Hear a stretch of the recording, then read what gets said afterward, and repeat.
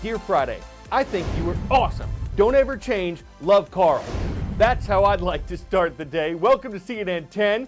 Got some really interesting info coming up. We begin by explaining some international responses to a spreading disease. The Wuhan coronavirus started in the Chinese city of Wuhan in the eastern central part of the country. But now it's spread all over China and all across the world. More than 100 cases have been confirmed in 20 other countries, from Asia to North America to Europe, the Middle East, and Oceania. Mainland China has counted more than 8,100 cases so far. There have been 171 deaths from the Wuhan coronavirus there, which represents a little over 2% of everyone who's caught it.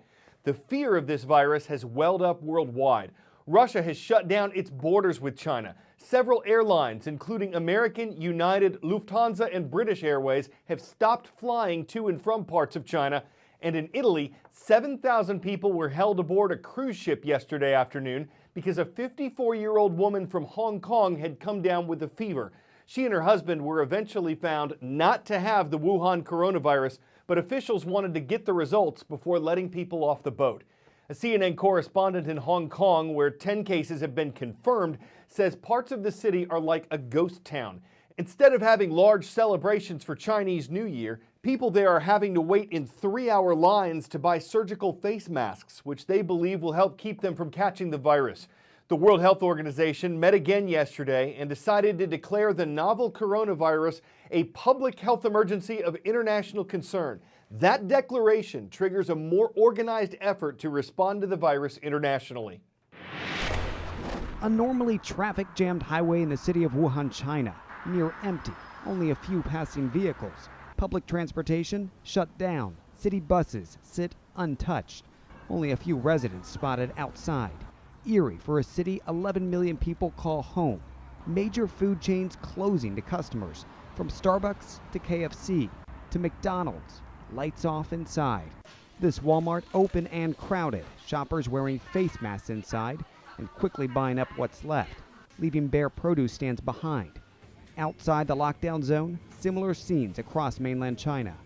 There's 24 million people in Shanghai, and I'm walking in the middle of the street. American college student Jenna Davidson arrived in Shanghai a few weeks ago for the spring semester. You know, we got here before the outbreak, and it went south really quick. She says finding food in the massive city has gotten increasingly difficult. They shut down our campus. We almost felt as though they didn't realize that we were still living on it because we didn't even have like hot water for a few days, and the cafeterias on campus are closed. So we started realizing, well, we need food, and most stores within walking distance have been shut down, or it's like zombie land in there. Everyone's fighting for what's left on the shelves. Jenna initially tried to keep positive. This is the guy who takes my temperature 9 times a day. She even sent this photo to her dad, trying to reassure him. For a while, I wasn't telling my dad everything, but he was finding out on the news just how bad it was. So it's been hard on him.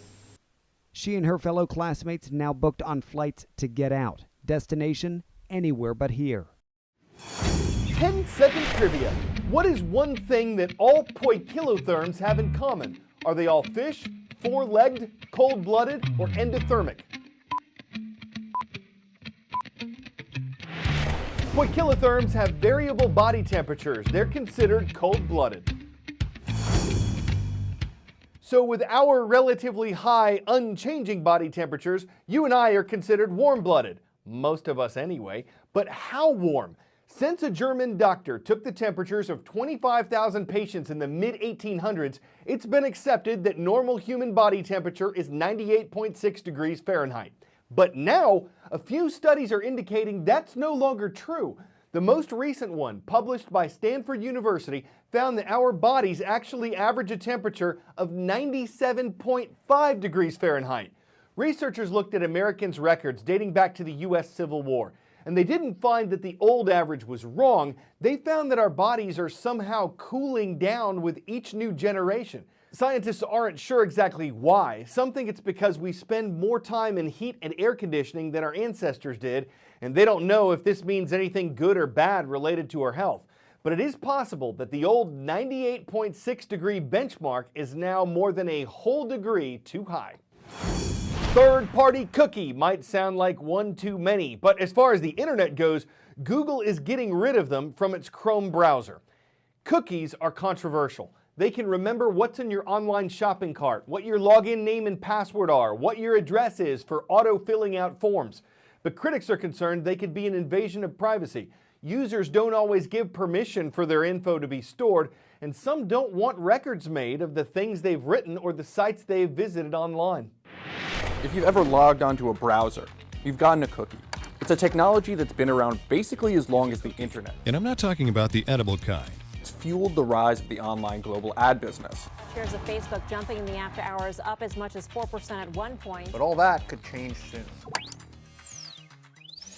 When you go to a website, it can store information about your visit on your computer. That's a cookie. It contains a unique ID that the website can later use to identify you. So that's how a site remembers your language preferences, that you've logged on to something, that you've put something in your cart. That's a first-party cookie, and those aren't going anywhere. Like real cookies, internet cookies come in different flavors. Enter third-party cookies.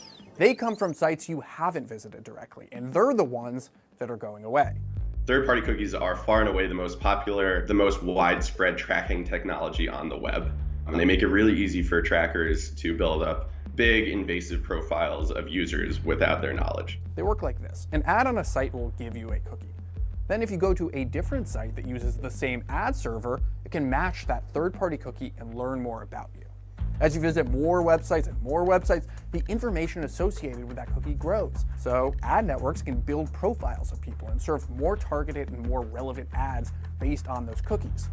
So when you put an item in a shopping cart on Amazon, but don't buy it, and then later see banner ads from the same product on a totally different site, that's a third-party cookie.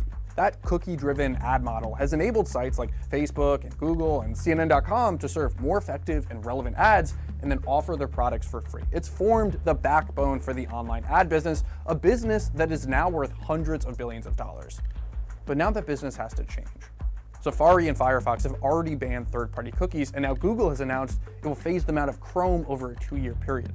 And even though Google is not being as strict as Apple and Mozilla in its ban, its actions actually matter the most. That's because Chrome controls more than 60% of the browser market. When Google moves, it matters.